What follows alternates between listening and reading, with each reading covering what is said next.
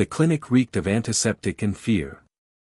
Rows of alien patients, scaled, furred, and armored, waited silently as the emergency doors slammed open. 2 galactic rangers carried in a creature that made the entire room freeze. It was massive. Nearly 3 meters tall when upright, but now it was hunched over, shivering. Its black hide was matted with blood, claws dull from stress grinding. Even unconscious, its presence radiated power, the apex predator of Karsus Prime, the Vokra. Every being in the room took a step back. Every being except one. Dr. Mira Hayes, human. Veterinarian, recently assigned to the Intergalactic Fauna Medical Center. Put it on the table, she ordered. One of the rangers hesitated. Doctor, this is a Vokra. It's killed entire hunting parties. We can't. Then it's in the right place, Mira said flatly. It's hurt. The alien nurse, a gelatinous being named Zrel, trembled. Doctor, it eats hurt things. It won't understand compassion. It will. Mira shot her a look that could have cut steel. It's bleeding out. Move. Reluctantly, the staff obeyed. The creature groaned as it was placed on the reinforced table. Its chest rose and fell, rapid, shallow breaths. Sensors flickered warnings, adrenaline off the charts, muscle damage, severe lacerations. Zrel's tendrils quivered. Doctor, shall I sedate it? Already is, Mira muttered, scanning the vitals. But its heart rate's too high. It's not sleeping, it's panicking. That drew laughter from somewhere in the corner. Dr. Karthix, the senior alien vet, a feathered, 4-eyed avian, crossed his wings. Panicking? That beast? You humans think everything has emotions. This is instinct. It will kill you the moment it wakes. Mira didn't answer.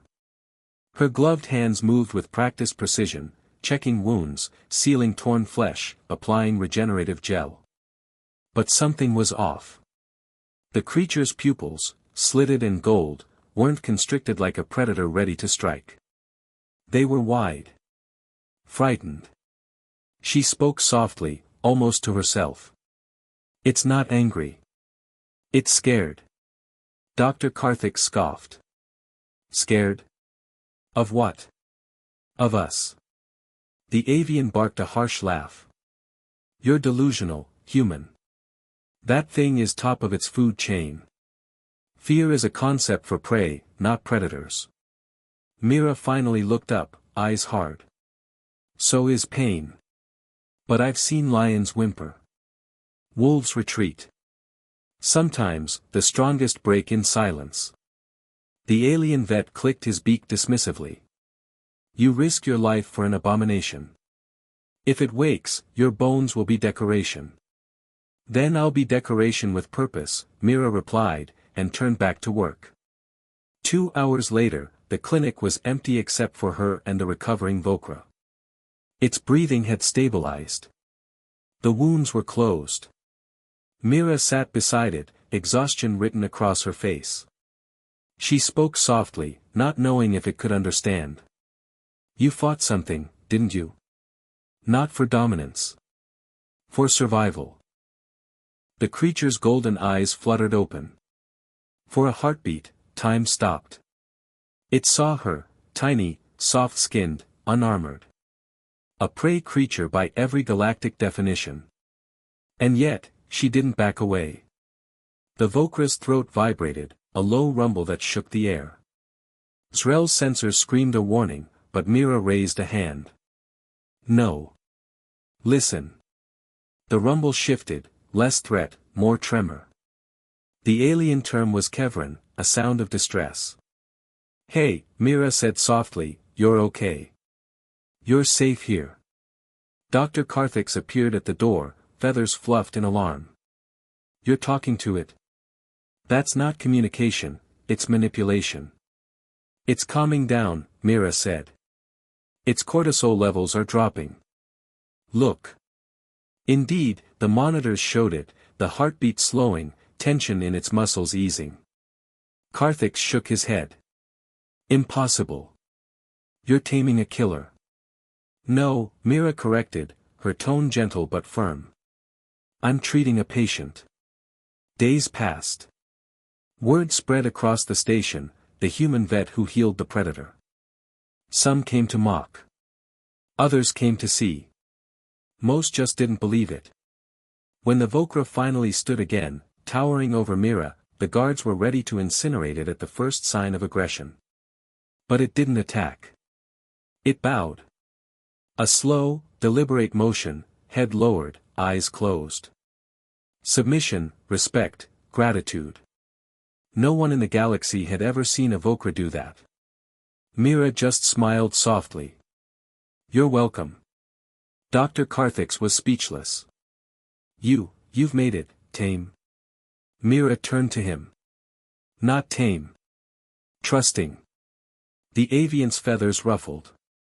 There's no difference. There's a world of difference, she said quietly. You can force obedience. You can't force trust. Later, in the dim glow of the empty ward, Mira sat beside the Vokra's enclosure. It rested peacefully, breathing slow and even. Srel approached her hesitantly. Doctor, why did you do it? Why risk yourself for something so feared? Mira smiled faintly, her eyes distant. Back on Earth, we learned something. The things that scare us most aren't always evil, they're just misunderstood. Every creature feels fear. Even monsters. Srel rippled thoughtfully. You humans, you empathize with danger. Maybe that's why we survived, Mira said.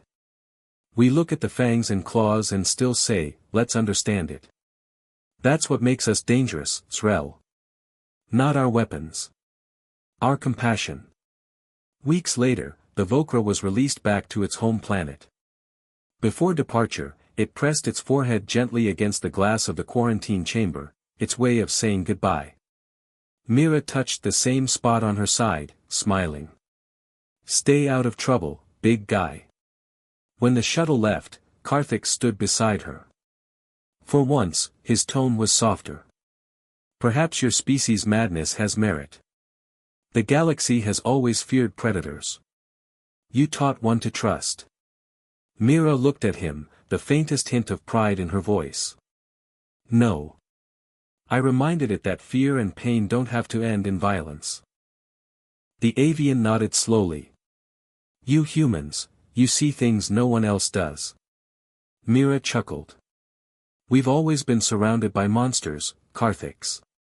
We just learned to look them in the eyes and say, it's okay.